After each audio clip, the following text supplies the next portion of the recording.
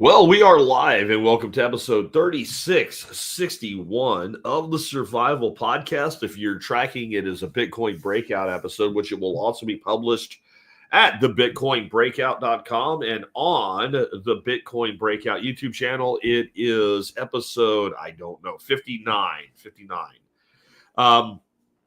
I did not plan to be gone for pretty much a whole week, come back and do a Bitcoin episode. But something happened while I was gone. And I was up at Nicole Sauce's at Living Free in Tennessee, LFTN 25. It was great. I have a list like this long of ideas for topics. And they're all either entrepreneurial, there's a couple, AI related, there's one. But the majority of them are like homestead, which is what you would think. Homestead permaculture, regenerative ag. I mean, Alan Booker did 4 sessions there, 90 minutes each, and listening to him is like listening to like a Gen Xer that's almost a boomer that is like a version of Bill Mollison without the accent, with a little less breaking your brain with things that are not related to what he's talking about, more breaking your brain with what exactly he's talking about. So I got all this stuff I want to talk about, but something happened while I was gone. The formation, the announcement of a new company, which is not public yet, but that's the intent for this thing to be closed down eventually, all of the deals made and go public, called 21 Capital. And this is completely in the Bitcoin realm, and it's too big to ignore. And as I looked at all the announcement and all the discussion and all the talk around it and what the people behind 21 Capital said they were going to do, there was something distinctively missing. And that is what they're going to do. What they've basically said is, we will be 21 Capital. We are made up of these entities and run by this person. We'll get to all of that in a minute. And our primary goal will be to increase the Bitcoin per share of the stock. Okay. And what they mean simply by that is, when you buy Masterlink right now, run by Michael Saylor, you know that they have a huge amount of Bitcoin, like the most that any, I think they might have the most any single entity other than the Satoshi stash there is. It's over 500,000. Michael just announced today that they bought like another 32,000 Bitcoin, bringing their basis to about $68,000 per Bitcoin. So they're well into the money. And we'll talk a little bit about how MicroStrategy leverages that reserve to issue debt and bring in more capital to buy more Bitcoin. But they're like, we're way more than Strategy B, which is what MicroStrategy has not changed its name to. And I think they are. But if you want to just understand that, what they mean, you have, let's say, 100 shares of this new company, 21 Capital. And let's say that each share is 1/100th of a Bitcoin in its reserve. So by owning the share, you own everything the company does, plus so you understand, when you own a share in a company, you have an ownership stake in a company, then that share is worth 1/100th of a Bitcoin. And they want to make it 1/50th and then 1/25th and so on. Now, if you're a smart financial person, I see where this goes. They can also play the game of splitting the stock and then reducing it, but saying, and they could just not go that far yet. Like, your advanced thinking, if you're there, you're probably stocks or something if you're thinking there. But that's their stated goal. But when I say is, they don't say what they do, how. Just because if it was just, hey, we're going to take in money and buy Bitcoin, why the hell would I buy your stock? That's great. You could get it up to one share has one Bitcoin. I could just go buy Bitcoin. What are you going to do with it? How is this company going to make money? How is this company, it sounds like what they're going to do, it's like 42,000 Bitcoin they're going to establish with. And they're going to do that through the partners just basically staking money like you do when you put up a company. They'll either stake the Bitcoin or stake the capital in dollars or yen or whatever, buy the Bitcoin, put it in the company. Okay, great. There's 42,000 Bitcoin there. How do you make 43,000, 44,000, 45,000? So while I was gone, and I'm talking to people about biochar and bioreactors and listen to Alan Booker blow my mind with what one family did when the high net worth family put in $250,000 completely off the grid greenhouse that produces some ridiculous amount of food a month. It could be commercial with $1 million water feature, and all this stuff's going through my head. I can't let go of this. Like, I want to know, well, what are you going to do? Here's the problem. And the problem is always from permaculture is a solution. I think I know. And I'm waiting to hear anybody freaking say it. And I hear some speculation on the edges of it. And it's all, well, we don't really know. And I'm thinking, okay, wait, we got 3 primary entities coming together, plus a CEO from a 4th entity. And we know what those companies do now. Now, if you take and make a mathematical formula, a mathematical logic problem out of that, okay, then it should be easy to go, the most logical outcome is X. I look at the logical outcome and I go, so that's like pretty much everything you've said was going to happen. So what happens when you see something, if you're willing to put a check on yourself and you realize in doing so that, like, you're seeing what you want to see. We all want to be right. I make a joke when I'm wrong. Sometimes I even play like wah wah music. Jack was wrong. Wah wah wah, right? And I'm willing to be wrong, but I'm also not unaware that I'm subject to perception bias, right? And confirmation bias. And so I'm looking for anybody to say what I think I see here, and I can't find anybody doing it. And I see everybody from little crypto, grubby, shill the next shitcoin people talking about it, all the way up to people like Swan Bitcoin talking about it. I still don't see it. And so I thought I'll come here and I'll tell you what I think's happening. I'll give you my analysis. But I'm also not unaware that when I give my analysis, at least some portion of the audience, the portion that likes Bitcoin, might be like, I'm going to do this because Jack said so. I don't ever want anybody to do that. I want you to take my information, factor it in with what you know, and make decisions for yourself and your world, because I can't make decisions for you because I don't know how much money you have, how old you are, what your goals are, what your future's like, how many kids. I don't know. Like, I think people that start telling you what you should do with your money should shut the fuck up, even when they're right, because they may not be right for you. So I decided to do something. And Adrian says, the Sailor playbook on steroids. No. And when I'm done today, you'll understand why that's not it. Because these entities can do things that Strategy B, as of right now anyway, without a complete change of the corporate doctrine, which might be part of the name change, can't actually do yet. And the ability to do them, yeah, on steroids, sure, but what are those things, right? Anyway, let me get back to what I'm trying to get to here.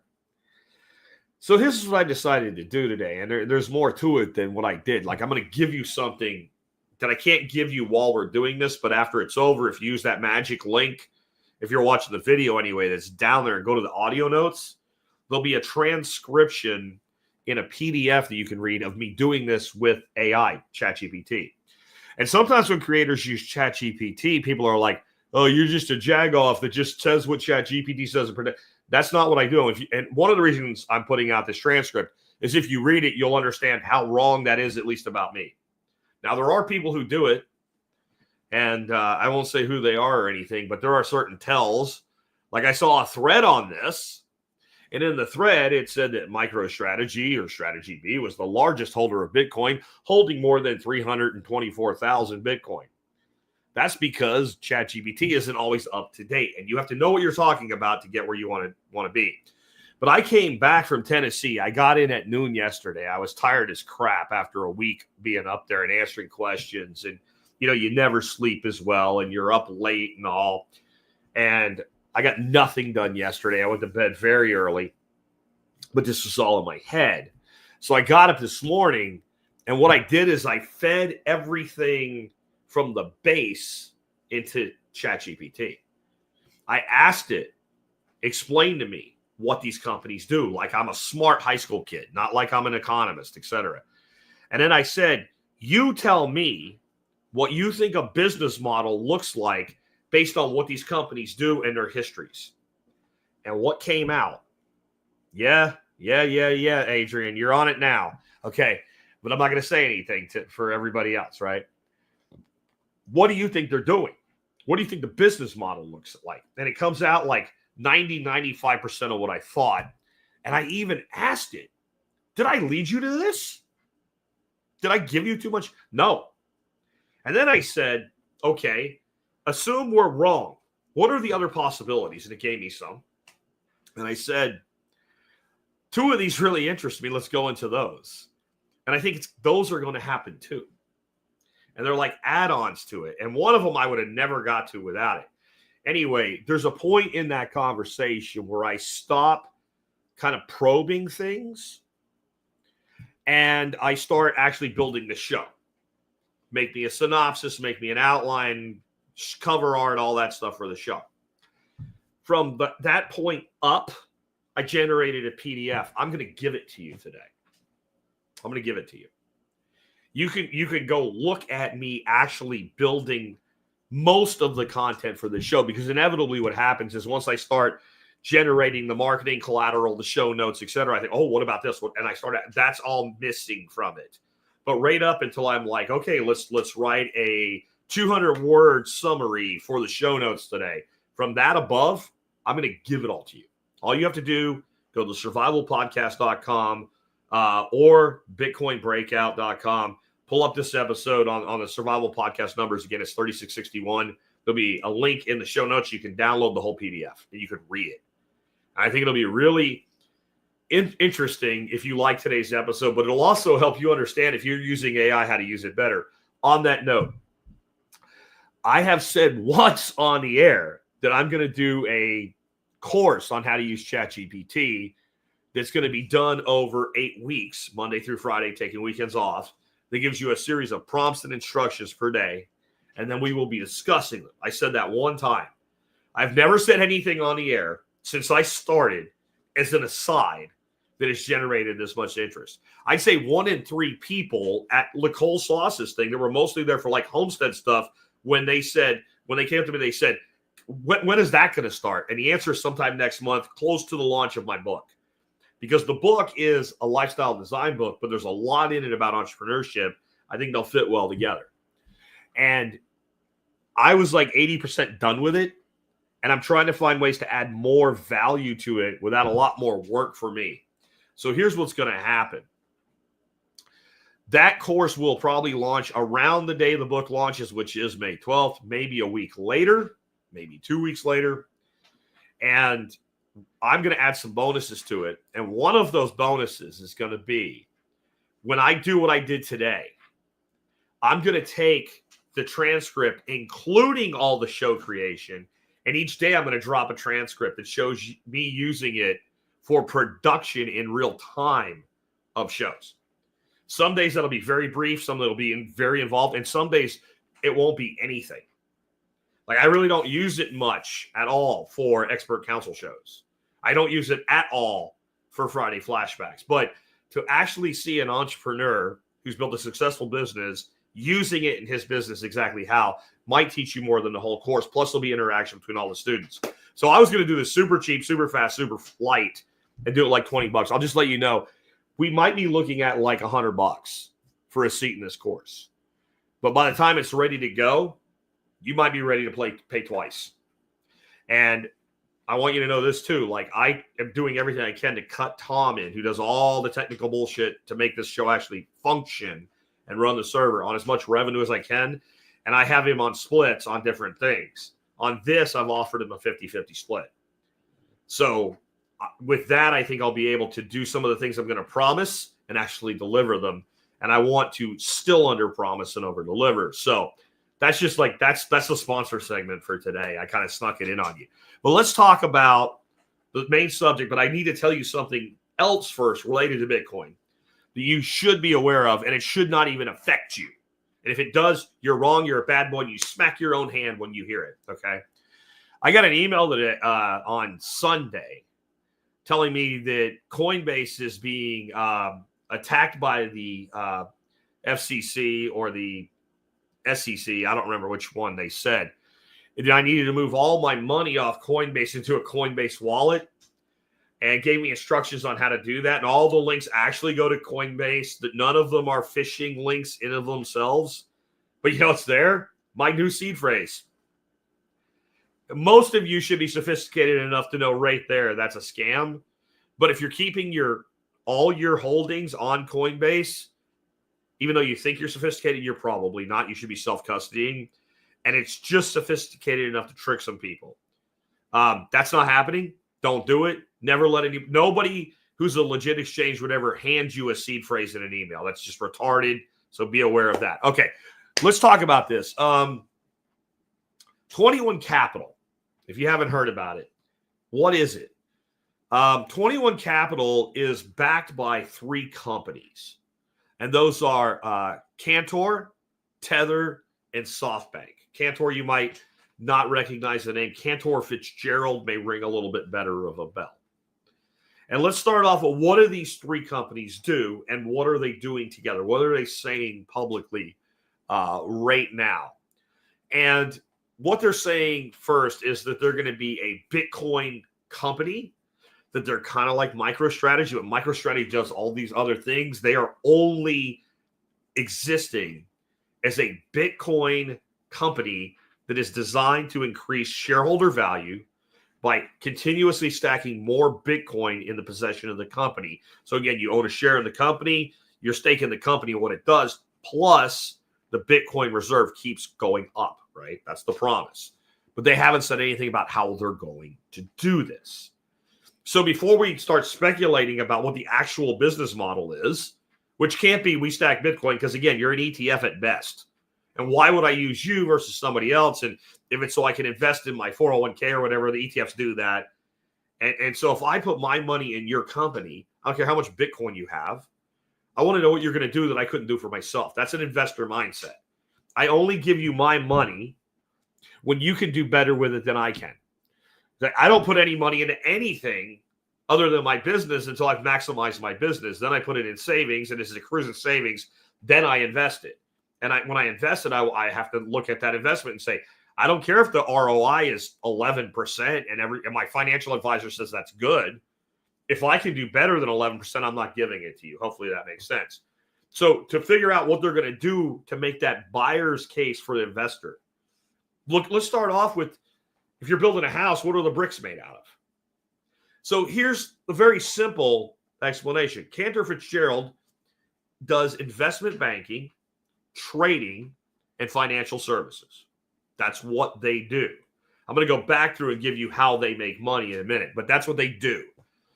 Tether issues stable coins pegged to real-world currencies and primarily the United States dollar. Okay. SoftBank invests heavily in technology and financial startups. They act as a bank where you go to store and get money, but you're not going to open up an account with SoftBank. This is for major corporations. This is for wealthy people to gain leverage rather than spend their own money. That's what SoftBank does. And then there's one not mentioned here, except when they say the CEO of this thing, this new thing, these 3 companies coming and partnering together to make this new entity called 21 Capital is Jack Mallers. So we have to look at Strike as a player in this, even though initially it's not. If I have a CEO of 2 companies and he cares equally about both companies, there's crossover, especially when they're in some piece of the same business, okay? And Strike is a Bitcoin payment platform and financial service provider. That's what they are. Now, how do these companies make money? So I'm going to give you a very simple explanation of these, how they make money. If you have any questions, put the word question in all caps if you're in a live stream, and give me your question in 1 sentence about what I'm about to say, and I'll try to answer it for you. But Cantor Fitzgerald makes money by helping companies buy and sell investments like stocks and bonds, and by earning fees when they manage big real estate deals. They also trade for themselves and try to make profits directly with the capital they earn. They then reinvest. They say basically, if I can trade your money for you, I should be able to make money with those same trades with my own money, which is a good value proposition. I'm not making an ethical judgment on these companies when I say good. I'm saying they're good at what they do, okay? Tether makes money mainly by investing the cash people give them when they buy USDT, mostly in safe things like government bonds, and they keep the interest earned. They also charge some small fee for services of moving around large amounts of money. They also hold a lot of Bitcoin. So in their reserve, they don't just have things like U.S. treasuries and bonds. They actually have Bitcoin in the reserves. They take a portion of the profit, put that in reserves, and that allows them to issue more Tether with lower leverage and then repurpose some capital, okay? SoftBank, which most people have never heard of, right? Because they're not U.S.-based, even close. They make money by investing early in companies they think will grow huge. So they're investment management bank, right? But they're cherry-picking companies that they invest in. They're investing in the kind of companies you don't even know exist because some of them don't exist yet. They're like a giant corporate angel investor, but they don't think like an angel investor. They think like a very conservative capitalist investor. Like, this is a good bet. And so imagine if you could have been funding Apple before anybody knew what Apple was, or funding Microsoft. That's their goal. Find that next giant corporation. Whether they make widgets or software doesn't matter. And they then sell their shares later for profits. They also own parts of companies that pay them money regularly. So they will invest in that company early on, and then they may sell off a big piece of their investment, but they may hold on to the equivalent of 5% of that company and earn a dividend flow one way or another out of that company. Okay? Now, like I said, those are your three companies building this. We can't ignore Strike because they turn around at the same time they announce they're doing this, and these three companies will come together. And when they finally drop as a entity, because they don't actually exist yet, it's the building of an entity or what's happening. The CEO of that new entity will be Jack Mallers, who's the CEO of Strike, and he says, I'm not leaving Strike. So we should at least consider, what does Strike do in this analysis? Strike makes money by charging small fees on crypto transactions, especially when businesses use its payment services. They also earn money helping people instantly swap between Bitcoin and dollars, and they take a tiny cut on each of those. So even though they said there's no fees, there's fees. They're just so low you don't really care about. And they have back-end ways they plug into other things to make money.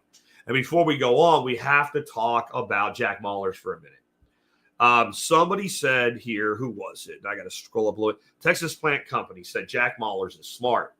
He is, and nothing I'm about to say should take away from what he's done.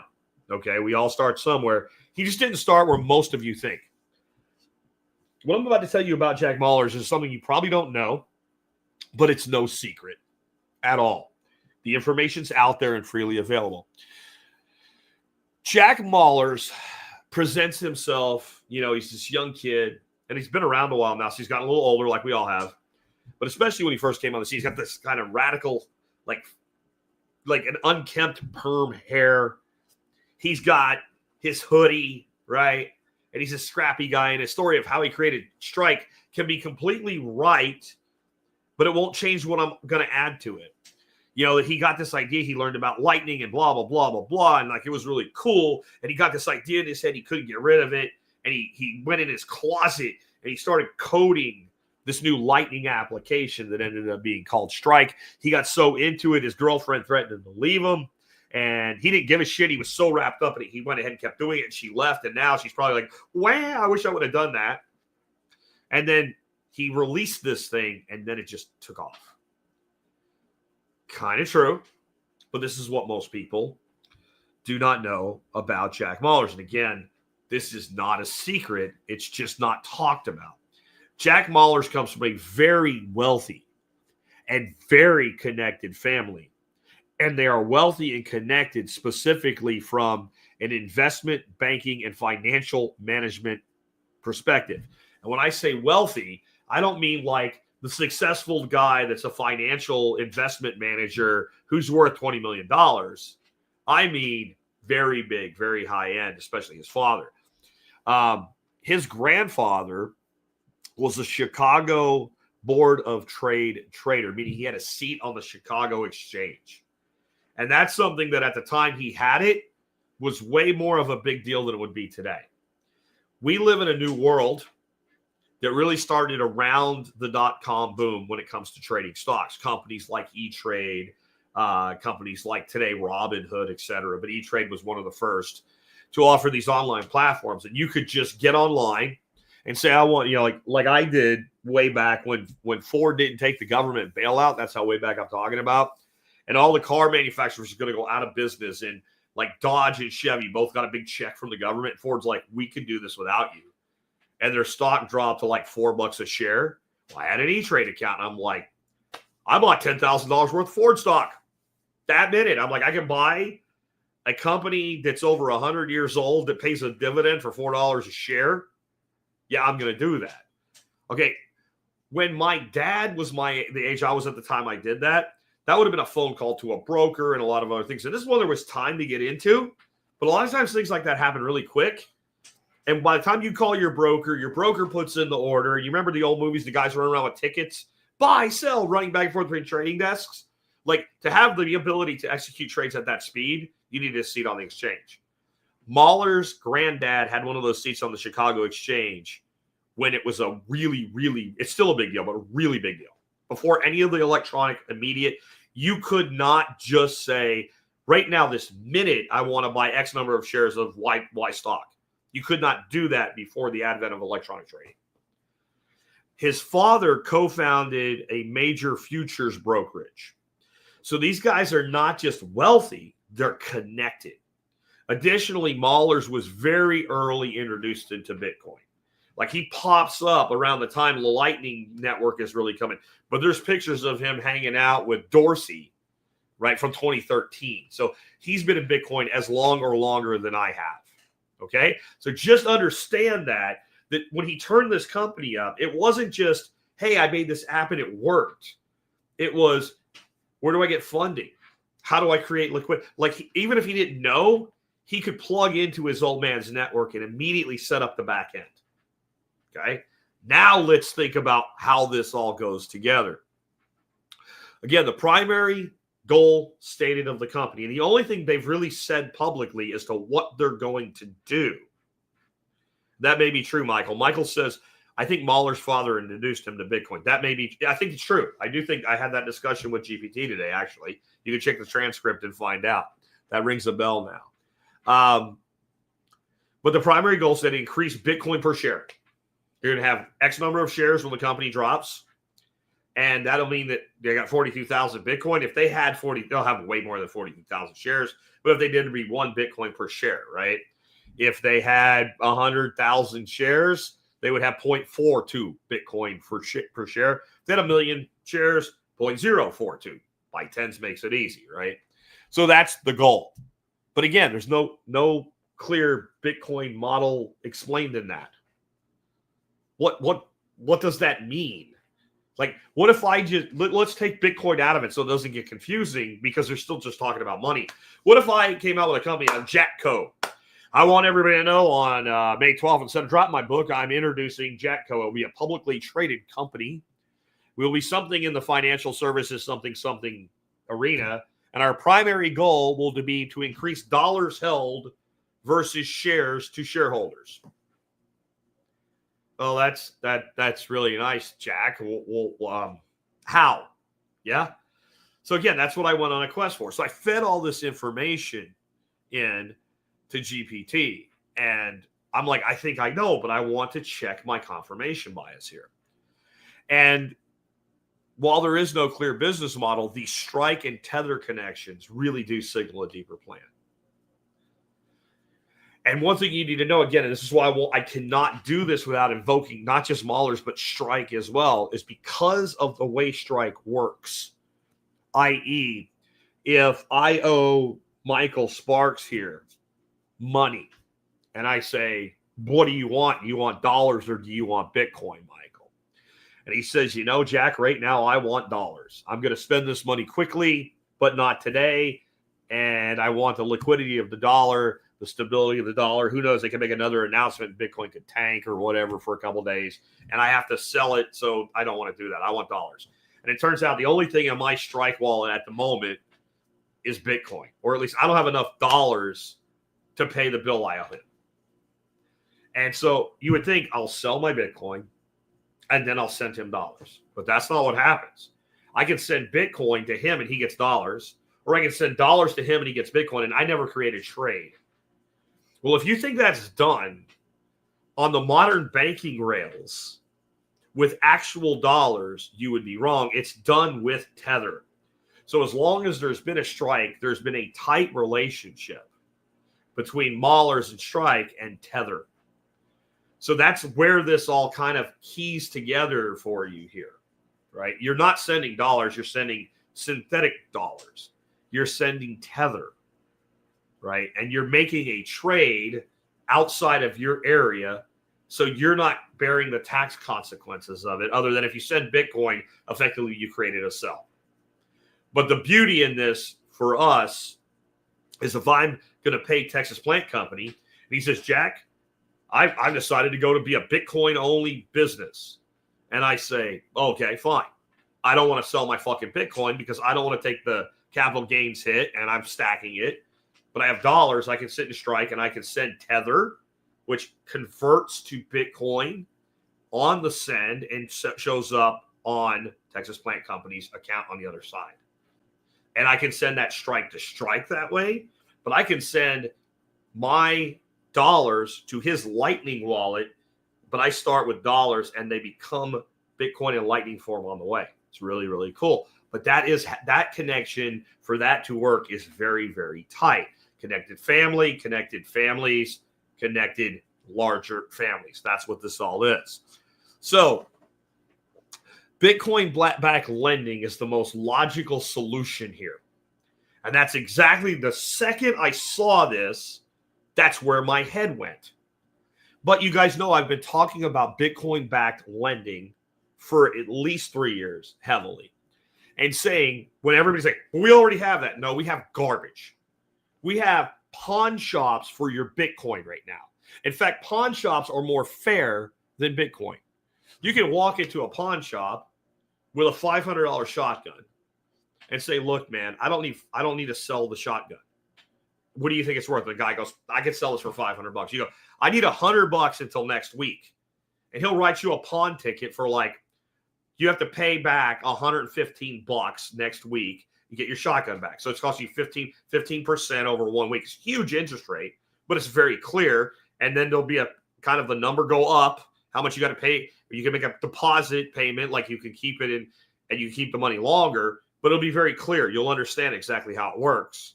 And you'll decide whether you want to post the collateral for the money or not. Some of the Bitcoin loans right now, like the ones through Coinbase, instant, no credit needed, instantly approved, everybody qualifies. But you'll post your Bitcoin, and that locks it up. And then what's your interest rate? Well, 9 to 22% on average, whatever the fuck that means, and it changes like every 9 minutes. Again, a payday loan, a pawn shop is if it's not more honest, it's easier to understand and make a decision, right? And when you're using the most pure, immediately convertible collateral in the world that can literally be locked up and instantly converted to cover the debt, you shouldn't be paying a usurious interest rate. You should be paying a reasonable interest rate somewhere in the neighborhood of maybe 6%. And if Bitcoin does what Bitcoin does, a 6% interest rate is a no-brainer over time because the Bitcoin will appreciate more than the 6%. That's why we buy houses with a mortgage at 4, 5, 6, 7%, because the house goes up more in value over time than the cost of the mortgage. That's why we do that. At least that's why educated people do that, especially real estate investors. That's why they are willing to tender even a higher interest rate than you pay as a primary homeowner. So your landlord that's renting you a house, let's say, he's not paying the interest rate that a homeowner pays. At least if they take the loan at the same time. His terms are shorter and his interest rate is higher, but he is leveraging a depreciating asset in the dollar against an appreciating asset in real estate property if he does his job right.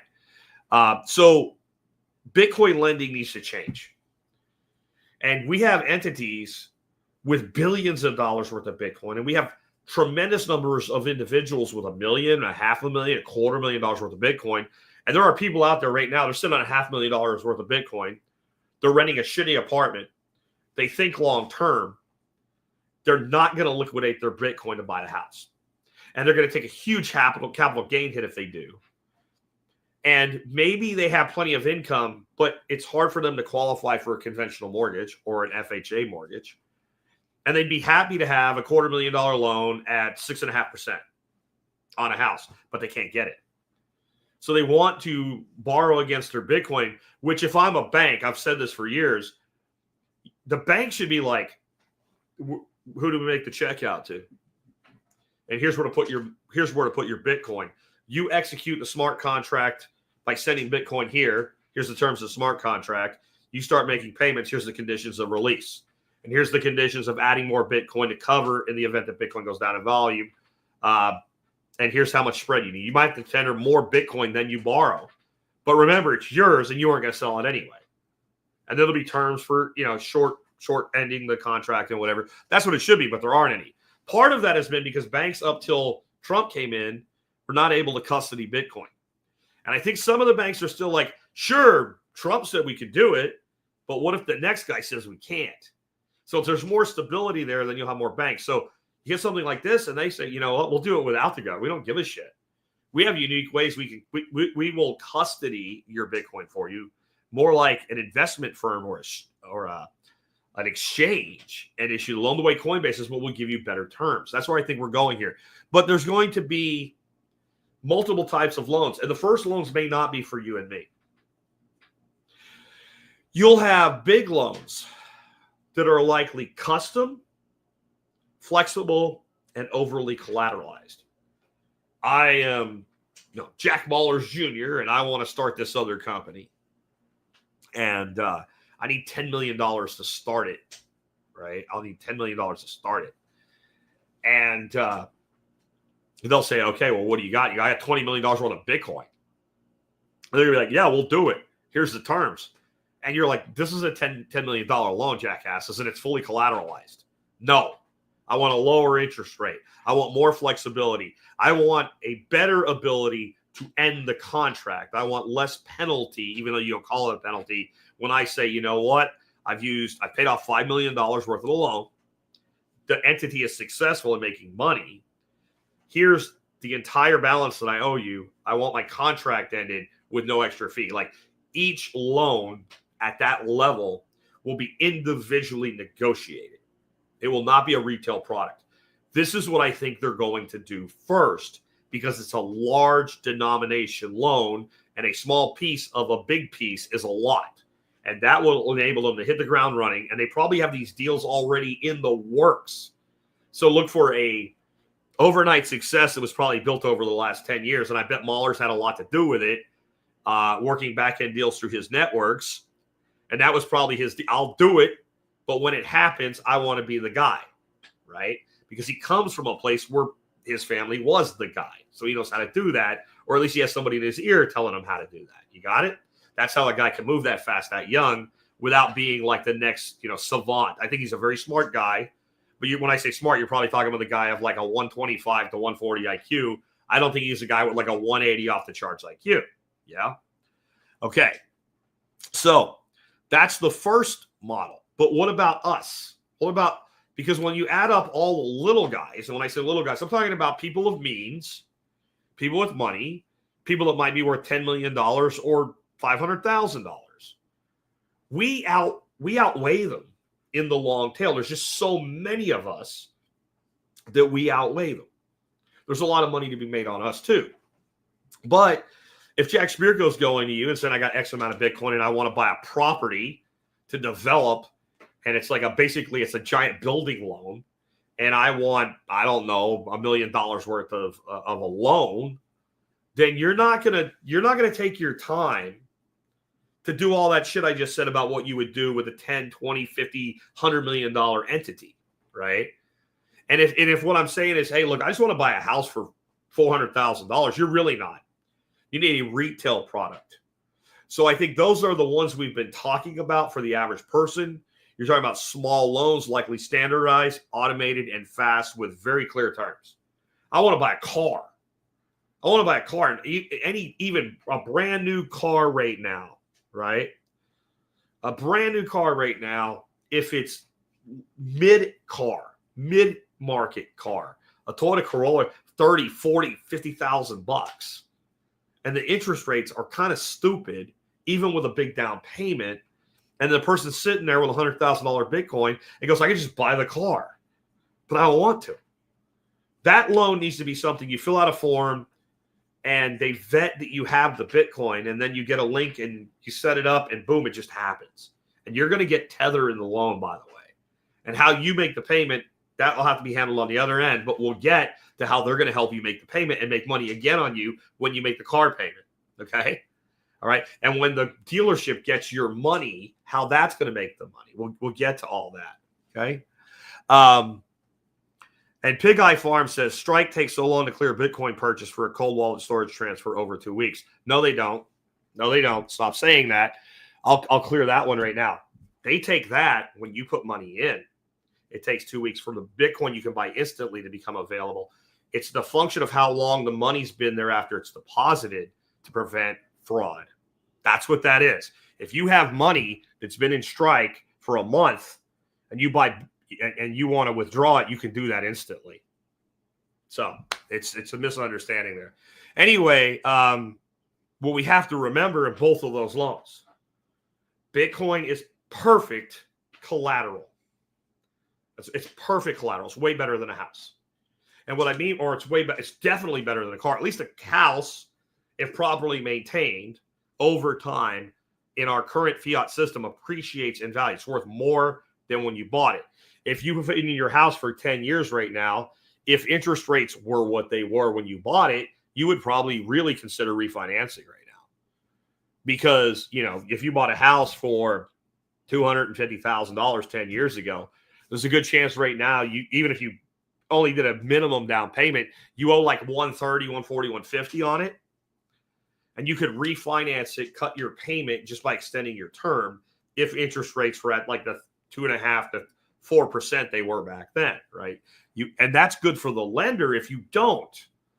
Because now I lent you $200,000 and your house is worth $400,000 that I have collateralized against the $150,000 balance you still owe me. And okay, so that's better than a car. I loan you $50,000 to buy a car, and you drive the car for 3 years and you take perfect care of it.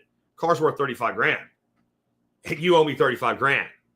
So it's equalized at that point because of how loans amortize. It's amazing the number of people that are PhDs and shit that have student loan debt that don't understand what I just said. Loan amortization. They borrowed the money over 4 years. They didn't start paying on it until the 5th year when they got a job. And they don't understand why the balance hasn't come down. That's because you're stupid, even though you have a college education. So, but let's go back to the car or the house, and then let's look at Bitcoin as collateral. The car is a depreciating asset. So the house wins over the car if I'm a lender. Okay. But what if you're an asshole and you don't take care of shit? And then when you get financially distressed, you just start parting out pieces of your fucking house, when I've looked at foreclosed houses, like the cabinets were ripped out. The sink was ripped out. The appliances are ripped out. And you can tell when they left, they just, whatever they didn't want, they just left it there, right? So I can repossess the house and still be negative against the balance due on the loan. And then I still have to sell the fucking house. And I have a lag time. A house is not liquid. Okay. Cash is liquid. Gold is liquid. And Bitcoin is liquid. Meaning that I can sell Bitcoin instantaneously. It's fungible for a known amount. So if I loan you $200,000 and you put up $300,000 worth of Bitcoin in collateral, so that you're at a 66% of loan to value on my, I am good from the beginning. I might require you to go above what you're borrowing because the Bitcoin is variable.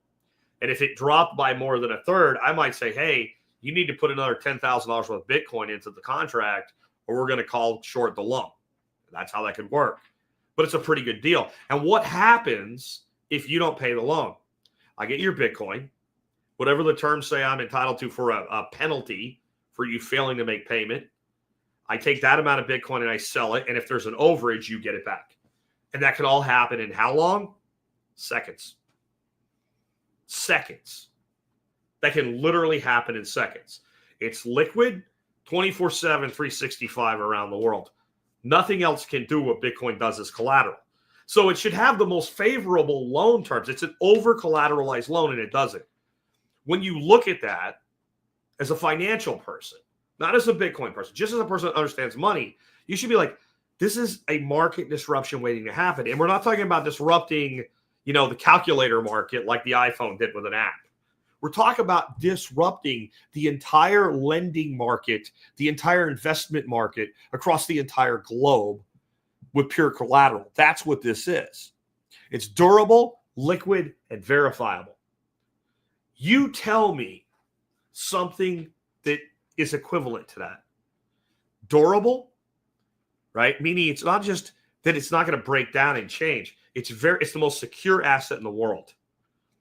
If you liken it to gold, imagine the gold worked like this. The gold miners also provided security for gold. And if you bought gold, like a dude showed up outside your door with a gun that said nobody's getting Pig Eye Farms gold. Nobody's getting Michael Sparks's gold. This is not doable, of course. It's an analogy.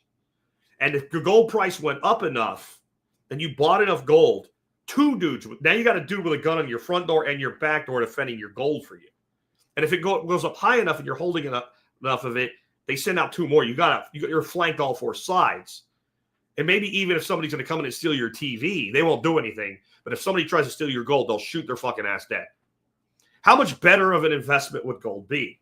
That's exactly what Bitcoin does. The more valuable it gets, the more miners on the network, the more security is provided, and it's equally provided for your $100 in Bitcoin, somebody else's $1,000 in Bitcoin, somebody else's $1 million in Bitcoin. They all get the same security. Imagine if gold could do that. Even if you had one gold coin in your safe, if we'd gotten to the point where the gold price was high enough that everybody gets all gold must be defended by 10 dudes with guns, you had 10 dudes with guns defending your one gold coin. That's what Bitcoin is. Now, if I'm a lender, what more could I ask for in a form of collateral than something liquid with that kind of a defensive capability? And it's way better than 10 dudes with guns. And I don't have to pay for them because the miners paid for it. That's how it works. So, again, real quick, current Bitcoin loans are garbage. They are payday loans. They are pawn loans at best. They are primarily used for short-term transactions. And what they're primarily being used by is Bitcoin and shitcoin traders for leverage trading, because what they want to do is borrow that money, put it to work on the exchange, make the gain from the trade, move the trade to the stack, and only pay tax on the gain, not on liquidating their own money, and that way they're holding it in reserve. That's why they can have terms like that and anybody does it.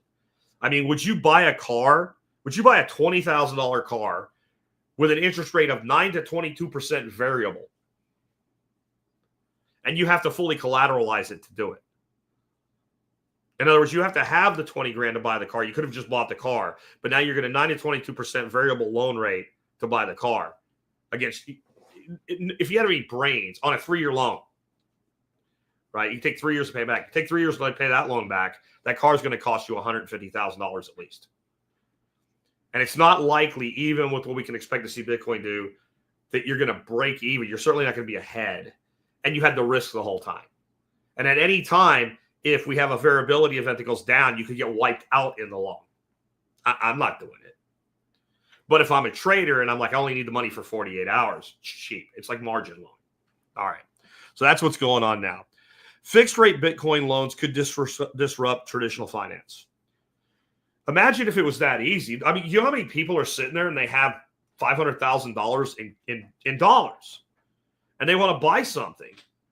They literally can't use, it's very difficult, believe it or not, to tell the bank, here's $500,000. Give me $500,000 and hold my cash in reserve. It's actually really easy to do and automate with something like Bitcoin. And it's difficult, and there's legal hurdles to it.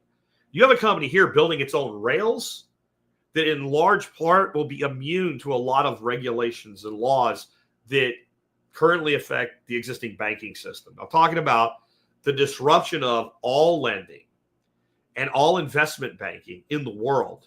And if you think I'm like lifting up 21 Capital, it's like when this stock comes out, no matter how high it goes, do an IPO on it. No. You're not understanding. What happens when one entity does this? Do you think this will be the only one? Right now, Strategy B, i.e. MicroStrategy, can't do all this shit. They can do a lot of shit, but they can't do this. Changing the name, I think, is signaling this is what they're going to do. And they have more ammo in storage because they're sitting at like 550 40,000 or something Bitcoin, and these guys are going to start with 42,000. So they have the advantage of the infrastructure. Strategy B has the advantage of the quantity of ammo, the much bigger reserve, more than 10x the reserve. Don't think there might not be a partnership there. There's been some bromance shit going on since it started publicly between Jack and Michael. Just saying. Not this Jack, for those that are new here. Jack Mallers and Michael. Okay?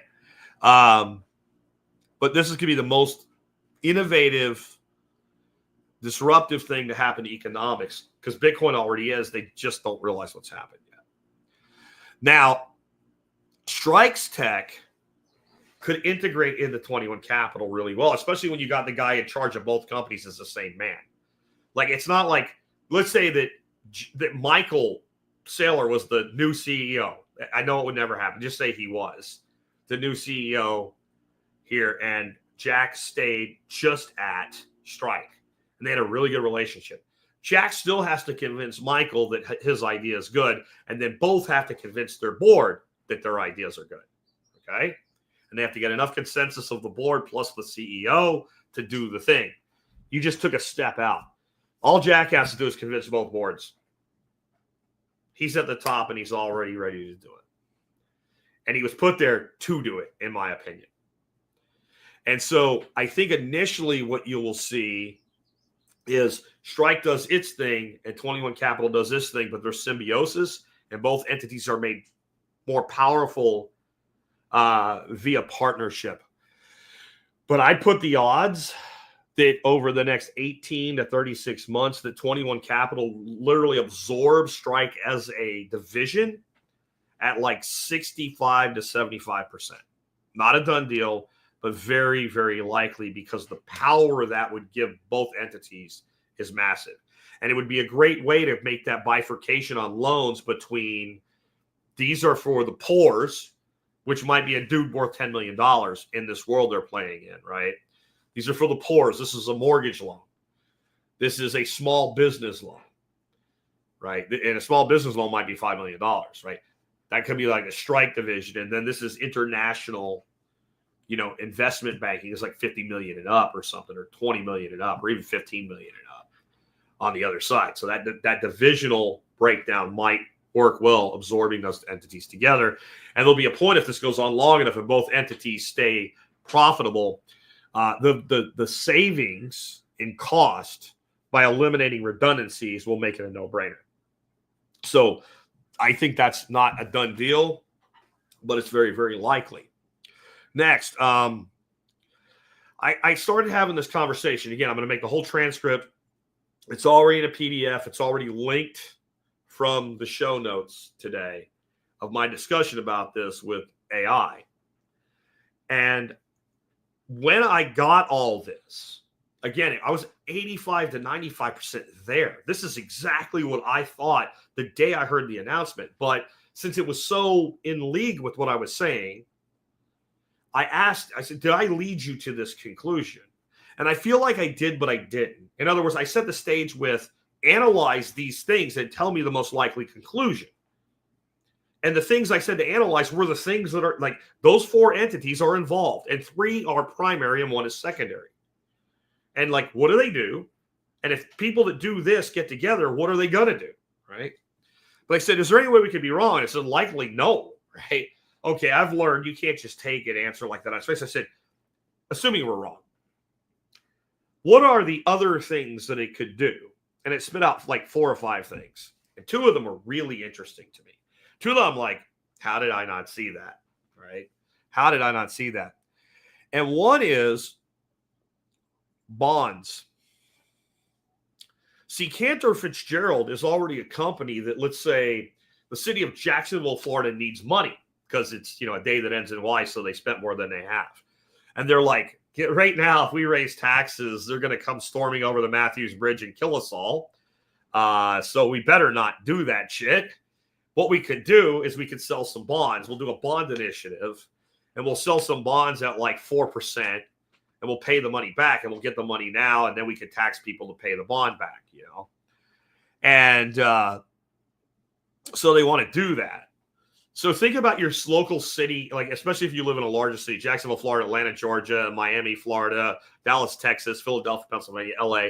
Like there's some pretty, I'm not going to say they're good people, but pretty smart people in there that can do a lot of things.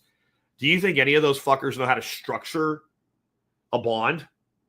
I mean, they might know like what they want to do, but they don't even know if it's reasonable. And for all the wizards we have, and I'm talking about technological wizardry where you fill out a form, at least not yet. There's no form you can say, we're the city of Jacksonville, Florida. Here's our reserves. Here's what we want to do. Tell us what to do. That doesn't exist. They would go to a firm like Cantor Fitzgerald. A country, especially a smaller country, a country of 6 to 12 million people, would go to Cantor Fitzgerald and say, we want to do bonds. How do we do bonds? Come do it for us. So they already do this. So a Bitcoin reserve bond initiative from a state, a county, a city, a small nation, even a big nation, is right in Cantor Fitzgerald's wheelhouse. They already do it just without the Bitcoin. Now do you see the size of the market they're going after? And what does success look like for them if they get a 2% success ratio? One of the largest corporations that's ever existed. It would make Tesla look small. Okay? It would make General Electric look small in dollars or it measured in Satoshis. You see how that works? It's pretty friggin' simple to understand, not to do. They're also perfectly positioned to package Bitcoin debt. In other words, a company like Strategy B that doesn't maybe, the thing about MicroStrategy, Strategy B is that they were already in the financial and technical analysis world. That's their actual product. The people that paid the money were mostly investment firms and banks. So they were at least somewhere in the right position. But now let's think of let's say Microsoft wasn't retarded. And late last year, when they actually considered adding a Bitcoin reserve, they didn't decide not to do it. They said, yeah, you know what? We're going to go buy 50,000 Bitcoin. And they had done it. They had the money to do it, especially then. Eventually, they might be like, well, we have this Bitcoin. What do we do with it? And there's two main ways that corporations bring money in to do new things. And one is to sell shares in the company, which dilutes what they have. That's why they do stock splits to gain it back and buy, and they issue dividends and buy back their own shares and things like that to push value back into the company. But it's not like you want to do that at certain points in a company. Other points you don't want to sell off more shares of the company. The other way is to borrow it. And that can be they go to a bank and borrow it directly. But another way they'll do it is they say, we're issuing, X number of bonds. And these bonds are going to pay a coupon rate of 4% over a 3-year period or something like that. And if you're Joe Spoody's Acme Catalog Company and you do that, everybody's like, yeah, whatever. You better pay like 18%.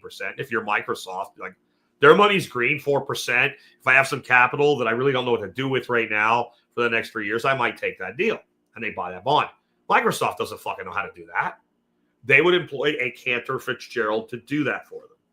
Now, once they had a Bitcoin reserve, they really don't know how do I span the regulatory components of this? Can I offer a better interest rate because it's backed by an appreciating versus a depreciating asset? Remember, Bitcoin over time gets worth more, dollars get worth less. It's easy to loan money into the fiat world. It's more difficult to do into the appreciating asset world because I could just buy the asset. And there's more controls of this. So, like I say, now when you look at this new company or any company like it that has this type of horsepower behind it, and remember, with Trump's new regulations in place, Bank of America can custody Bitcoin. Bank of America can become a Tether competitor and partner with other people into it. This is not about one company. This is about one company proving the model, and it's a looky-loo market. And once somebody's successful, other people jump in. That's just how it's always been, because that's how you have aggressive people and you have conservative people. It's not conservative and liberal when it comes to investment, business strategy, what have you. You have the aggressive person that's the first mover, and you have the more conservative person with lots of money that goes, they'll make more money than me if they're successful, but if they fail, it won't hurt me at all. So they watch, and there's a certain threshold where they go, okay, the formula's there. Here's how we can improve on it. Let's jump into. That's the model that I see coming out. I also think you're going to see structured Bitcoin financial products. And what I mean by that is, instead of just a boring ETF, here is a sort of ETF, but it's not for Joe and Jim on the outside, retail investors. It's for corporations. It's for institutions. It's for chartered entities that can't hold Bitcoin and want to do better than an ETF. They will be able to buy, basically, it'll be like stock in Cantor Fitzgerald, but it will be like a curated portfolio of companies that are 21 Capital. It'll be like curated investment package of maybe companies that they've set up that they can bring in their butt buddy investors to invest billions of dollars in. And then there may be some retail version of that as well. And we'll start seeing unholy alliances like BlackRock going, hey, this is way better than what we have right now. We want a piece of that. We can either build it ourselves or we can go into some sort of partner entity with these folks and say, basically, we'll create the vehicle, you guys manage the vehicle, and we'll market it. The level of disruption that we're talking about here is equivalent to one day there wasn't a car, the next day there was, but you get past the Model T into like the Chevy Bel Air, and all of that happens in 6 months. That's the 0 to 1 happening here, you know. You may also see this morph into a complete Bitcoin native banking system. Imagine what you can do with Strike with stability added right now. You pay your bills with Bitcoin, you earn Bitcoin, you spend Bitcoin, you save Bitcoin, you invest Bitcoin. That's all you do. Now, a lot of you are going, I don't know, that's what I want to do with my Bitcoin because I still have custody. And you're smart, you're right, and you should. But when you grow your entire portfolio to being nothing but Bitcoin, you start thinking in buckets with your Bitcoin the way that right now you think in buckets with your money. What I mean by buckets with your money. Right now, all your dollars are in buckets, assuming you're not poor as shit and have no money. If you are, somebody that's in their 40s or older, you've been putting money away your whole working career, you have a 401k, etc. You have money in savings. You have money in checking. You probably have a box with some cash flow that's somewhere in your house because sometimes things go wrong. You might have some CDs. You might even have some laddered CDs. You probably hold some stocks or bonds or something that are not in retirement accounts like 401ks and 401(b)s and IRAs. And you probably have some money that is. And even though they're all dollars, well, they're not dollars, Jack. I'm holding Microsoft or I'm holding Ford or General Electric, it's still denominated in dollars, isn't it? The stock is a vehicle, and then the holding cup of the stock is a vehicle within a vehicle, right? So I have Ford stock in my IRA. So you have it in the IRA bucket and in the Ford stock sub bucket.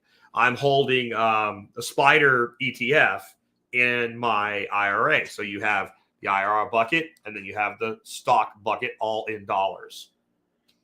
If we move to a Bitcoin standard, either individually, some large portion, or the whole damn world, don't expect that would be any different.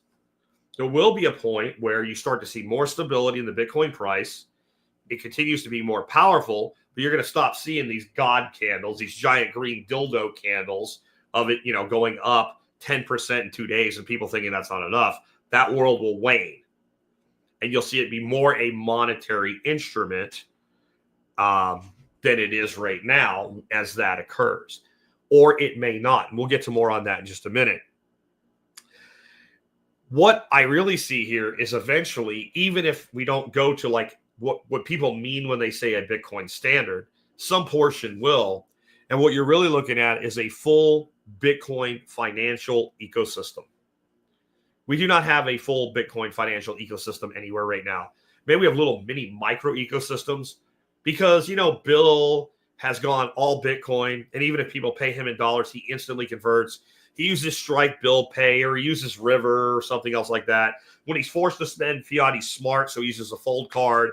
He gets his cash. He gets his cash back in Bitcoin. He gets his spins. He refers his friends to the spin squad, and he has a nice dividend coming back. And as soon as that's high enough, it goes into his stack, and he's running in a Bitcoin ecosystem, but he's still interfacing with fiat.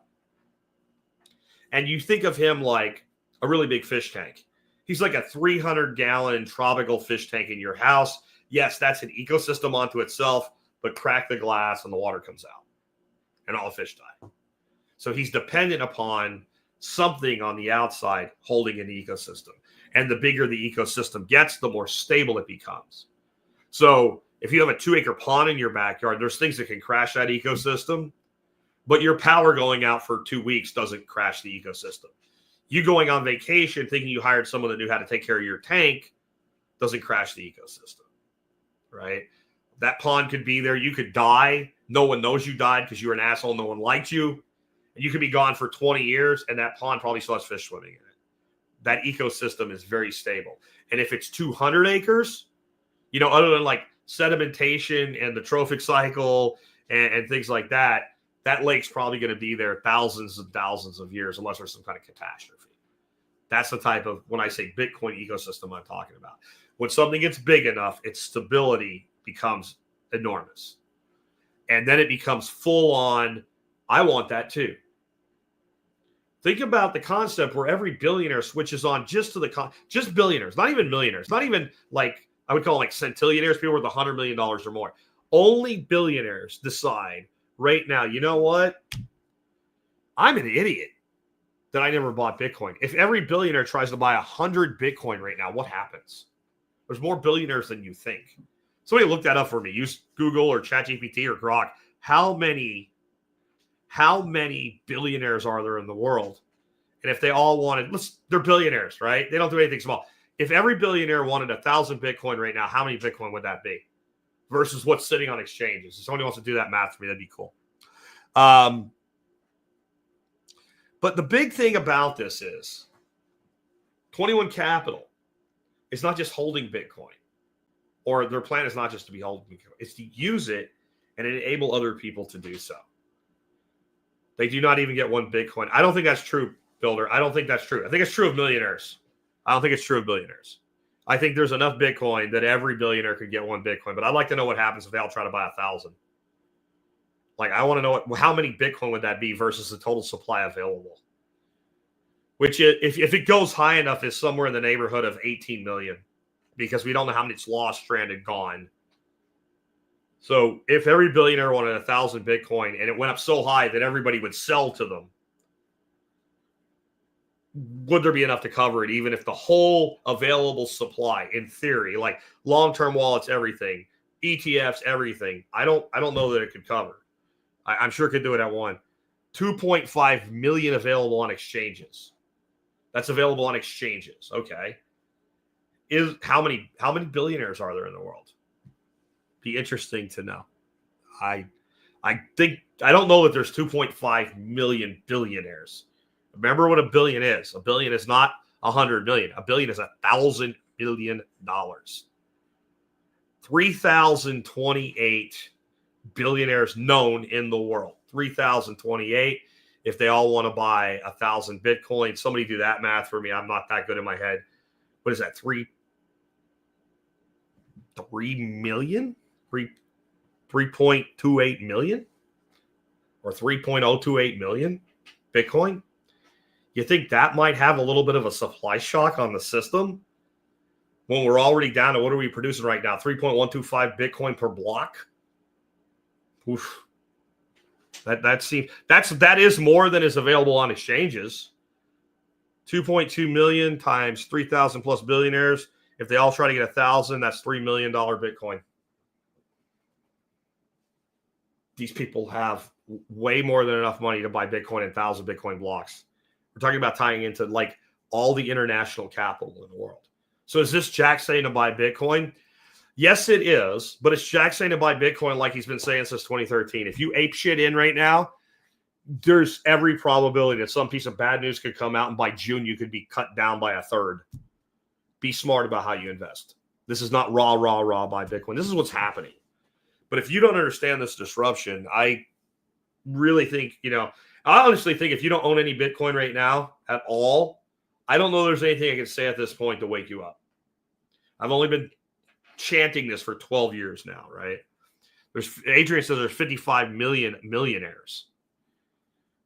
Now, just them all trying to buy. That actually seems low. But that would be, a third each, roughly, that they could buy. If all of it that was ever made was available and would be willing to be sold, it would be a third each. The scarcity of this commodity is not understood. And this is what leads us to start talking not in Bitcoin, but in Satoshis. I wouldn't be surprised in the next 10 years if it's not Bitcoin becoming the unit of account, it's actually sats. You get up to somewhere like $1 million Bitcoin, you're looking at 1 penny sats. You get up to $10 million Bitcoin, which is totally possible. You're looking at sat being a dime. 10 sats are $1. Maybe we come up with a name for that, a decasat or something. And the decasat is the unit of account. They probably won't call it that. That's not a prediction. But the concept that it could be, why not? The dollar is right now. But what if this is the only people I've seen get close to where I am today? And I am not an egotist. I'm not saying no one else has said all these things. I don't know. I might get an email tomorrow morning that says, Jack, everything you said has already been said. Here's a video or an audio of it. And I wouldn't be surprised. I don't think this is that hard to understand where this is going. If you just look at our entities here, let's even leaving the strike connection out, which we shouldn't, but let's do it. And again, we're back to Cantor Fitzgerald in investment banking, trading, and financial services, partnering with Tether, who's a stable coin pegged to real world currencies that invest in safe investments like U.S. Treasuries and holds Bitcoin reserves, and SoftBank, who invests heavily in tech and financial startups. What the fuck else would they do? Why the fuck else would they buy and stake themselves into the corporate treasury of a new entity, almost 50,000 Bitcoin, if they weren't going to do this? So when I tried to find anybody saying this, I found one dude, don't even know his name. I have a link in the show notes, and it says right next to the link, it says, note, I do not fully agree with this. He basically sees it as a New World Order plot. They're going to suck all the liquidity out of the world into their own private financial fiefdoms with their own payment rails. Basically everything I said, except it's dark and sinister. Okay, that's more of a reason to own Bitcoin. That's more of a reason to own Bitcoin. So even, and then if you're Cantor Fitzgerald, and this is not what you're doing, but other entities are going to do it, or if by natural process, this is the demise of the dollar in real time and it's short term on the dollar, it's the only play you have. But I don't think that's how this is set up. To be clear, I think Saylor was right years ago when he kind of first came out and snapped to this, that for this to be best, and think about whenever somebody says best, they mean best for me and the people I associate with. Michael Saylor is a billionaire. So when he says best, he means best for billionaires and like his friends that are centillionaires and cool enough to play in the cool kids party, right? Best for them is for us to have Bitcoin as a store of value and a reserve to borrow against and still have a currency like the dollar to borrow with. I want to stake my Bitcoin. I want to borrow dollars. I want to hold on to the appreciating asset, and I want to spend a depreciating asset. And I want all my debt to be in depreciating assets and all my reserves to be in appreciating assets. I mean, millionaires, billionaires have been doing this forever using primarily real estate and corporations to do it. If I borrow against my company, I borrow against my real estate, I have cash flow tax-free. And I need an appreciating asset and a depreciating currency to do that. So I think the plan is exactly that. And I think what the point here is extend the life of the dollar. Can we kick the can at least another 50 years for the dollar? I know some of you think that cannot be done, but I do not for 1 minute think you're right when you say that. I do not.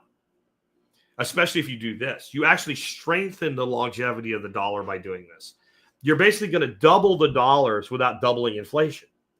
So I know what I just said. Some of you that are especially smart people are like, what the hell is he talking about? What could he possibly mean?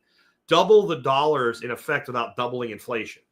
Well, because only the existing dollars will stay in, only the quantity of existing dollars will stay in inflation. And this is a brilliant way to bring dollars back to America. Again, this is not ethical. This is functional judgment I'm doing here. What I mean by that is, let's say you're a company in Japan or China, and you want to play in this world. And you want stable coins as part of how you want stable coins in dollars in this game. And you're going to need them. It's going to be set up. You can't bring in Tether and think they're going to let you use, yuan unless there's a reason, right? Unless there's a reason that they're going to benefit by creating a stable for you. But even if they do, you're going to have to pay them dollars. And they're going to take your dollars, and the number one thing they do with it, and the number one thing they will keep doing with it, is buy U.S. treasuries. So the dollars come in, Tether holds them, or whatever stable company holds them, or whatever bank holds them, parks them in a guaranteed vehicle with a 4% or 3.5% ROI. And the only thing they do for it is run a network that they're already running that can scale infinitely. So they haven't lent any money. This isn't fractional reserve. It's similar, but it's not the same. It rhymes, but it doesn't repeat. Okay? So to make it simple, Charles, thank you for the comment. That's a great episode. I appreciate that. Charles here. He says, I want to buy Jack stable coins. Instead of Tether, we call them Jether, right? I want to buy Jether from the Bank of Jack. And Jack says, well, how many would you like? And he says, 10,000. And I say, great, pay me 10,000 US dollars. And he goes, okay, here. And I go, here's 10,000 Jack Jethers, right? 10,000 Jethers. And you're probably actually going to get like 9,998 Jethers. I'm actually going to charge a little bit of a premium just to do the conversion for you. And then when I transmit them for you, I'm going to charge you another fee. But I get all 10,000 of your dollars, right? And I'm going to go to the United States government. I'm actually going to go to the Goldman Sachs or similar, and I'm going to buy $10,000 worth of U.S. treasuries, and I'm going to hold them. They're not moving. They're not multiplying through the economy. They're not directly, anyway, causing inflation. It's the same number in circulation, but I'm actually holding the dollars in an American institution and in a form of American debt being paid back to me in America. You start to see how that all pieces together. And now, if you are a long-term student of what I teach economically, entrepreneurially, lifestyle design, now reevaluate what Trump's doing. Again, this isn't orange man good or orange man bad. Now reevaluate a strategic Bitcoin reserve. Now reevaluate Trump saying the banks can custody Bitcoin. Now reevaluate Trump saying banks can issue their own stable coins. Now understand that on a totally different level. Now understand why I've been talking in ways that you guys thought I was fucking crazy for talking for so long about this. Now it all comes together. Now understand why I went and sanity checked this against AI without trusting it and making it develop its own conclusion to see if they matched. You get it? That's what's coming here. And again, I have a link to this guy. And he is a bit, I would say, in the Alex Jones world, they're trying to trap you. They're going to get you. But the conclusion he seems to come to is the same. You better own some damn Bitcoin. You better self-custody it and don't sell it to them. I agree with the conclusion on that. I am going to take some questions now. There's only 4. Again, I'm a one-eyed Jack for real in real life. And I am by myself today. So if you've asked a question and you don't see it, you might want to re-ask it. And if you re-ask it while I'm answering these, I'll get to you, and then we'll close up. First, I have from Texas Plant Company. Do you think FDIC will provide insurance on the accounts for 21 Capital? Absolutely not. Now, if they actually create the equivalent of a banking division, a Bitcoin-backed bank, that may have to go under FDIC for U.S. depositors. But this initial entity, it won't have FDIC. That will be the trade-off. But the advantage will be none of the bullshit. None of the bullshit. Nothing in there is actually in actual dollars. It's in Tether and Bitcoin. That's the brilliance of it. So no, I don't think that will be FDIC. I do think that as actual FDIC banks begin issuing their own stable coins, some portion thereof may be under FDIC. Or the underlying, so you'll have to understand what's really happening when this goes. So now it's not Tether. Tether's not a bank. They kind of look like a bank. They smell like a bank. They talk like a bank, but they're not a bank. If it's Bank of America, if they still exist, I don't even know because I don't use big banks. If it's JP Morgan Chase and they issue their equivalent of JP Morgan Tether, like Morgan Ether, right? They already are FDIC. And it may be that any individual holding their synthetic dollars is treated like a depositor because that's what they really are. They gave you money and you did the same thing you do with it anyway. You put it into treasuries as part of your reserve, right? Because they don't lend your money out. That's the myth. If you understand fractional reserve, you know how stupid it is to say, I give money to the bank and they lend it out. Well, they do, but they lend it to the government. They lend it to themselves by buying some other asset that they hold. When they lend Texas Plant Company $250,000 to go out and buy a house, they don't take your money and give it to him. They hold your money in some form of reserve, and they actually create new money by making the loan. That's what fractional reserve is. When they make a journal entry, his promise to repay creates the new dollars. So that structure, if it doesn't go away, it's going to have some FDIC component to it. In other words, you have to cover any individual for up to whatever amount it is. It's like $250,000. So if I was holding $400,000 and something happened to that bank and it crashed, $250,000 of it would then have to be. And if I had it from multiple banks and they both crash, it'd be $250,000 per incident, just like a depositor. I think that will happen. I do not know that will happen. And the fact that I don't know means no one has come out and given guidance on that and cleared it up. And it's probably a big piece of why it's not available yet. It's why the banks aren't doing it yet. For them to they need to understand what is our liability if we go into this business. Pig Eye Farm sent me a $5 super sticker. Thank you for that. I appreciate it. Texas Plant Company, price prediction in 1 year for those new company. I think he's asking me like the stock price prediction. Well, first they have to like close and become the entity fully, and then they have to go public. So I have no idea. Now, I thought he was going to ask me for a price prediction on Bitcoin in 1 year, which I hate. And I'll tell you why. I hate it right now more than I usually would hate it at 1 year. I think it's completely reasonable that if you ask me what's price prediction sometime this fall, it's very possible that we're looking at 180 to 250. And if this all goes the way it's supposed to and other people start doing it, it could blow that out of the water. The question is, are we a super cycle or just a typical cycle? And if we're a typical cycle, this is the fourth year of the 4-year cycle, and you know what comes next. 3 ups and 1 down. So wherever we are in fall, we will probably be amid the full correction about this time next year. So I don't know. Like usually up until now, I was actually really good at saying, we'll see the high somewhere in here, right? Because we always do. And then even if I don't know what that high is, I can do math and tell you the low.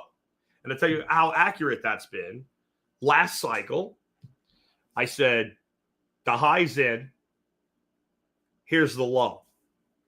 And I think I called the low at like 14.4. And you can go look it up and see how well I did. I was within hundreds of dollars on something priced that high, which is about as good as, technical analysts, whatever. That's about as good as anybody could do. And when it did hit 14.4, it was like 15.2 or something. I said, that's it. And there's a show. If you go and you look, and probably what you could do is go to the Survival Podcast or Bitcoin Breakout and search on the search bar for the term accumulation trough. And you'll hear me saying at that time, this is it. This is now. Don't be fucking emailing me 2 years from now when it's at a approaching a new all-time high going, how do I buy Bitcoin? Do that right now. This is the time. Some of you probably in the chat will remember that term, accumulation trough. So here we are. And I did a show, I think it was called something like, it will never be this easy to stack Bitcoin again. It's something like that, where I talked about that. And I called that low perfectly. I won't fucking touch that right now. There's too much going on that could be the end of that repeatable, predictable cycle of up, up, up, massive decline, little bit level, up, up, decline. Like that, we could be past that. But every time you think we're there, we're not. But I've never seen anything like this. And I don't think anybody has. There's never been anything like this. And I don't mean it the way Trump says that about fucking everything, right? You know, people are saying they've never seen anything like this. What? You drank a fucking ginger ale, right? You know, it's the best ginger ale ever. Everybody knows it, right? I'm not talking about that. I mean, literally nobody in history has seen anything like this. Even like leaving the barter system and shifting to gold or silver in history did not happen this way and this fast, right? We live in a time where things can change so quickly. And people look at Bitcoin and go, oh, you know, but it's supposed to be hyper Bitcoinization or whatever. But if you had gone back when Bitcoin was $300 and said, what's the price if Bitcoin is hyper Bitcoinization? They would have said, I don't know. If you said 100 grand, it was, oh yeah, like that'll never happen. We've touched that a couple of times. We're a little bit below it right now. That's not hyper Bitcoinization.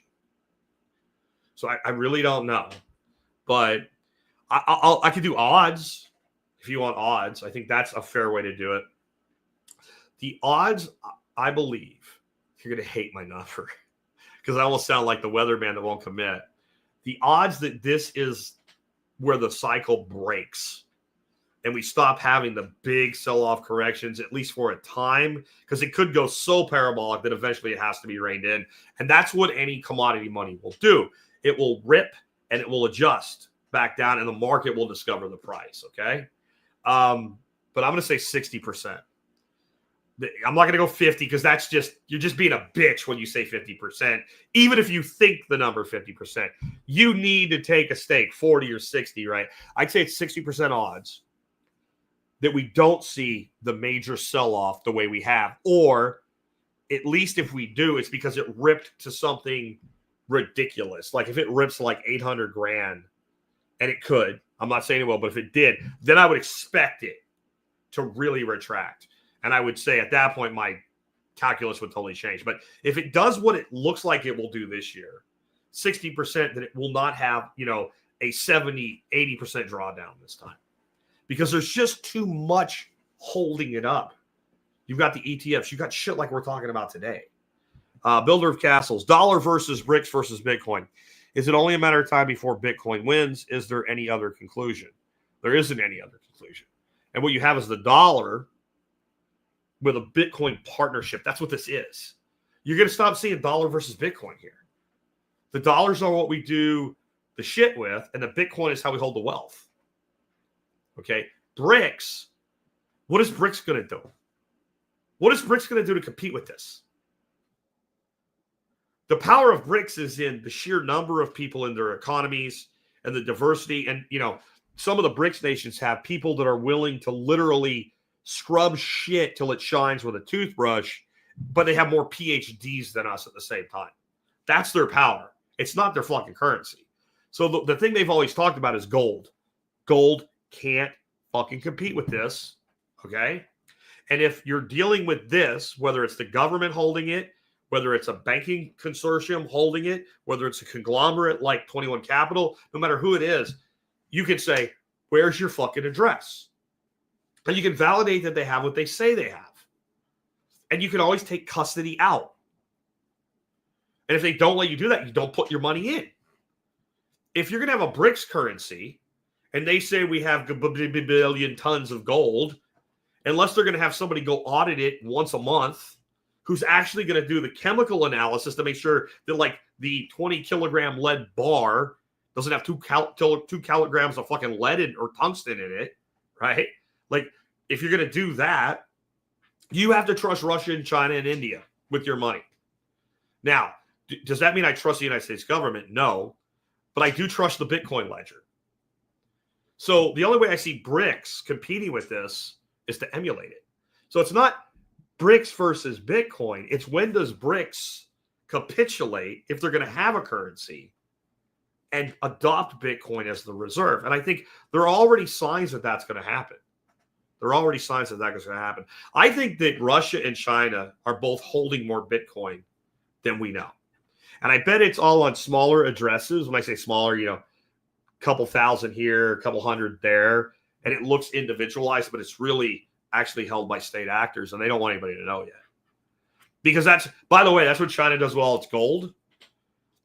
If you're in the gold mining business, you're not mining gold so you can take the gold out of the ground and keep it. You're mining gold so you have a cost of mining versus a cost of commodity. The commodity cost has to be higher than the mining cost. And you mine the gold and you sell the gold and you make the cash.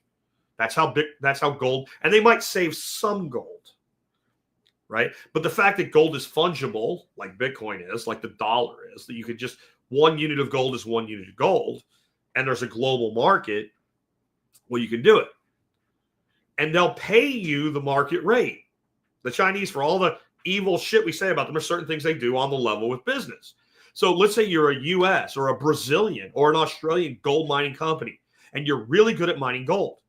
And there's a gold reserve in China, and you think, I can go mine that shit and make a lot of money. I know how to get at it. It was way easier for you to go to China and mine gold than come to America and mine gold. They're like, we have environmental regulations too, but yeah, fuck it, we need the gold. Go ahead and do it. Here's a waiver. You can mine the shit out of gold in China as a foreign company. There's one condition. The gold that comes out of the ground gets sold to who? The Chinese government. They're your buyer. And most of it they've been holding. They have a lot more gold, I think, than we think. And that's why they think they can do this. China may be redoing what they did as a huge mistake in the past. If you go back in history, when the world said this bimetallic thing doesn't work, and we really, like, silver is really not a monetary metal. Silver is really a commodity metal. It has value, but it's not really what we want to base the global economic system on. We want to base it on gold. Well, China had a lot of silver. And China was really good at mining silver. And they had run their economy on silver, not gold, for a very long time. And they had imported a lot of silver by exporting a lot of goods as a global player. And so the world said, we're going to go gold. And China said, we're going to stay silver. And they got fucking slaughtered economically. That's how they were weak enough for a company the size of Japan to fuck them up in the beginning of World War II. Okay? Because if you look at Japan and their natural resources and their size and their population, even at the time, versus China, like, it doesn't make sense. But they were financially crippled by choosing the wrong horse in the race.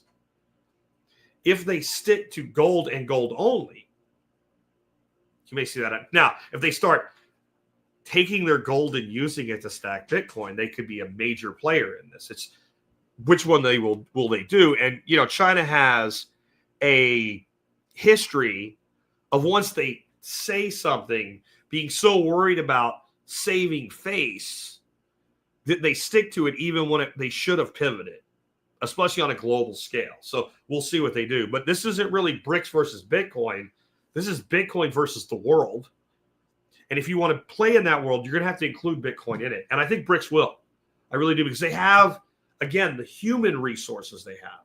And for all the talk, AI is going to do everything. Robots are going to do everything. You know what? When you make a robot that can come to my place and I say, I don't like this house anymore. Here's $500,000 in a set of plans. Build me a house. And I don't mean, there's a robot that does the printing of the concrete walls. Okay, I get that. I mean, pull up, build me a house. Like, one guy drives a truck, and even if one guy has to go get, like, the truck drives itself, and the house gets built. The house deals with the bullshit with permitting. The robots deal with, hey, the engineer that made these plans said this works, but it doesn't. The robot can figure out how to change the configuration of the PEX line that brings water to the master bedroom. Can figure out when they get there, we were going to pour a concrete slab here, but there's a big boulder there. where do we move? Like, until that happens, you can forget about it. Like, that's pretty rudimentary, actually. Now let's run a fiber line from Dallas to fucking Denver, and let's get a robot to do all of the on-site decision. Like, the world where that's all going to be done by robots, if ever, is way out there.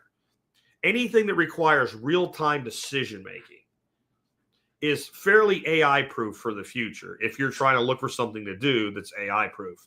Sacco Mag says, do you think big entities would cause a scare to the market to drive down the price of Bitcoin to monopolize more Bitcoin? Uh-huh. And I can't say that hasn't happened already. Look at the tariff scare. The tariffs don't mean shit in reality. The only one that means anything is China. And most of what that applies to is junk. Like, all the talk of tariffing the whole world, we really didn't do it. What happened though?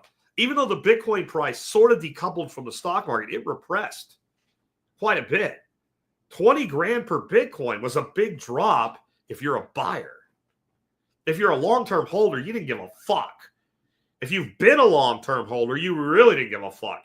If you held through 14.4 in the last bottom, or 15.3 or whatever it was, you don't give a fuck about 80 grand, 75 grand. Fuck, I don't care. Who gives a shit? If you've been holding since Bitcoin was like $600 like me, you really could not give a toss about if it went down $30,000 right now. You just like, what can I sell around here to buy some more?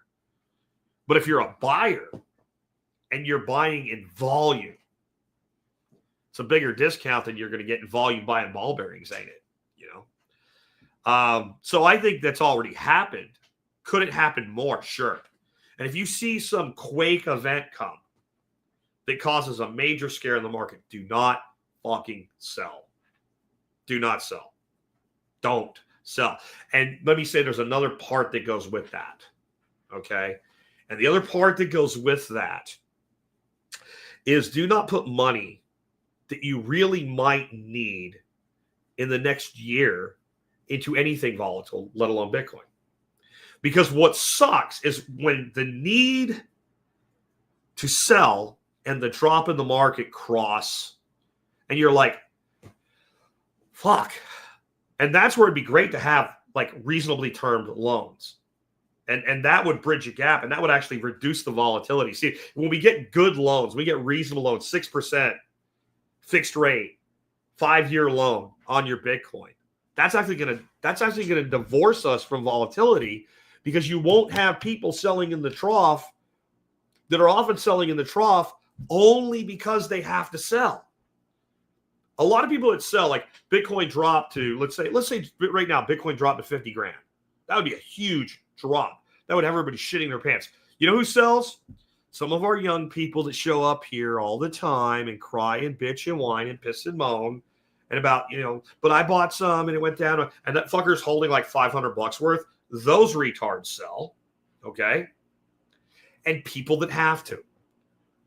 Like, my car got in a wreck. The insurance company gave me a check for 17 grand. I need a car to work, and I can't buy a car that does what I need for work because I'm a contractor, and I need actually 2 trucks now instead of 1 that I had budgeted for. And even if I'm buying used, and now I have to sell.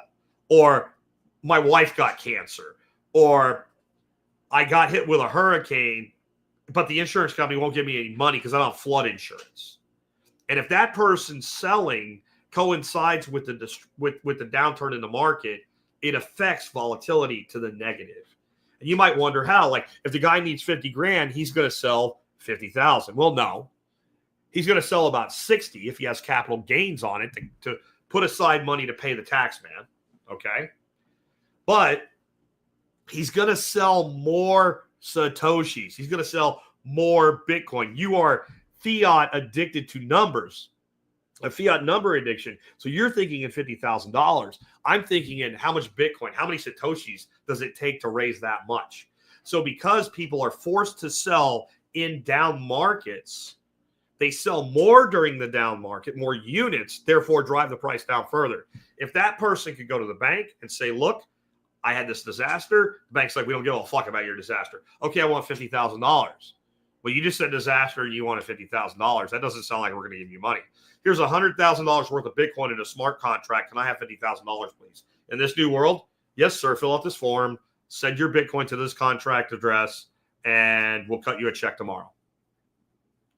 That's the world this moves us toward. Anyway, guys, I hope you enjoyed today's show. I hope it was a good one for a first one back. We got up over 100 in a live stream. I don't know if that's just because I was gone or whatever. That's really high for a Bitcoin show. It is my least popular topic of all the topics that I do. What I want to wrap up with today, I'll have an item of the day, sponsors, wraps, and I want to tell you how I was able to produce a show like this. I shared with you that I used AI, but without it, I'm in a crunch. We got actually a social engagement this evening with some really good friends and all. I'm coming back off the road. My email box was like ridiculous when I got in. I got all these other things going on. I could not have done a show today like this without GPT. Not just to do the part I said, but like to write my descriptions, to write my promotional blurbs, all of that. I would have had to like recycle something I can do standing on my head, not new material, right? And then it's still beneficial. And again, in these show notes, okay, I'll answer that, and then I'm going to go on. Eddie said, why do you choose GPT versus Grok 3? Well, first of all, I think Grok is way behind GPT right now. It may catch up, but for all of the hype, I'm sorry, I've used both. It's behind. But the other side of it is it's a tool. It's a tool. So what's better for editing? I don't even know the name of it, the Mac video editing software, the high-end stuff, not GarageBand, that's audio only, Final Cut, right? What's better, Final Cut or Vegas? I don't fucking know. What am I going to use? Vegas. Well, I have 20 years of experience with Vegas. I have to learn a new platform. And you're going to see if you go download the work I did there in that PDF. That the tool is, I'm done. I'm done with questions, Lions. I'm not going to answer about every platform because it's the same answer for all of these, okay? The tool is the thing, and the tool needs an operator. I give one guy a basic set of hand tools, a saw, a drill, a freaking impact driver, a square, like a full set of tools, and a stack of lumber, and he builds a house that you would like, oh my God. And I give another person all the same shit, and they nail themselves to a board and kill themselves when they trip over the other board, and they fall on a shovel and a pick goes through their head because they don't know how to use the tool. I choose GPT because I've been using it for 2.5 years, and that applies to what I'm about to say, okay? And so I'm going to give away that PDF today that shows everything I did up until I started creating content. All the research, all the discussion. You can download and you can read it, okay? And I also said I'm going to do this AI course. And it is kind of modeled on what I did with Josh Hale. But I honest to God, I'm not putting down Josh. I'm talking about just one product. I'm sure he's good at what he does or he wouldn't be successful. I didn't get out of that course what I wanted to get out of it. But I liked the basics of the model. And his model, he used a signal group. Every day he dropped a prompt in. You took the prompt, you dropped it in, you saw what it did, you had a discussion. And if you wanted to, you came back and then discussed it with the other people in the group. That core model I liked. I found it very thin. I found a lot of it to be things I didn't care about. Like, I don't need a schedule of when to change my HVAC filters and all. And he was trying to do it he's trying to do it very introductory. People just want to get their fingers wet. But I knew right away when I started seeing this discussion go around, people were interested in building businesses, forming businesses, understanding businesses, developing messaging for businesses. That's what people were looking to do, writing content for their businesses, etc. So I angled it that way from the very beginning. And as I built it, and I used AI to build it, and while I was building it, I made a decision. And I'm going to tell you what it is, even though I didn't plan to. At the end of the course, I'm going to give the entire transcript to all the students of how I built the course. I can't do it in the beginning because it will ruin the course. And when I explain how it's going to work, you'll see why. Basically, you'd have all the prompts before you're supposed to. I want one prompt a day, or actually it's not even a prompt. It's a series of prompts and instructions on how to use them. And I have a book called the Instructor's Handbook, and you have a student handbook. And the only thing not in your student handbook is the prompts and the instructions. So every day I'm going to drop the instructions and the prompts for that day. You paste them into GPT, but you also paste them into your book and you make your notes. And it's all there. And it even tells you how to share your information with others. And then we're going to have probably a Telegram group, but I'm going to talk to Tom probably tomorrow or the next day because I'm beat and I've got a busy day today. Maybe there's even a better way to do this with like a small satellite site or something. And that way there'll be this record of everything you've learned and everything everybody else has learned and all the interaction together with all people with that mindset. I am also going to do, as a bonus into this course, on a daily basis, if I use it for the show, everything I used it for the show that day in a transcript, just as an addition. You'll be able to say, well, Chad, you get a show today on, I don't know, biochar. Here's the transcript of him building that. And I will include the content creation, the image creation, all of that. Now, when I originally did this, I saw it like as a beefed up version of Josh with better direction. And I was $20, $30. I'm thinking this might be a $100 course with a 100 student limit.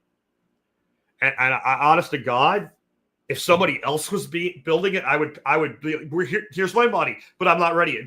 I want in. Here's my money. Right. And I would say we might do this multiple times. And there's some other things that I would add in once I talk to Tom and make sure we can do what I want to do and make it easy that will be unadvertised, that will add more value. And if you've ever thought, man, I wish Jack Spirko would be my business mentor. How about I'm your business mentor in implementing AI for roughly 90 days? Or no, what would it be? 60 days for $100. If you wouldn't pay $100 for me to do that for you, don't take this course because you won't get it. But I think when I add all that in, and the reason I'll add it in is it's just value that I actually don't have to do a lot of work to provide. Once I have the structure set up, it's pretty easy for me to say, take everything we've discussed today, turn it into a transcript. I'm giving you a prompt, by the way. Make sure it's very clear when it's me and when it's you. Format it into a Word document for me to download. Convert the PDF.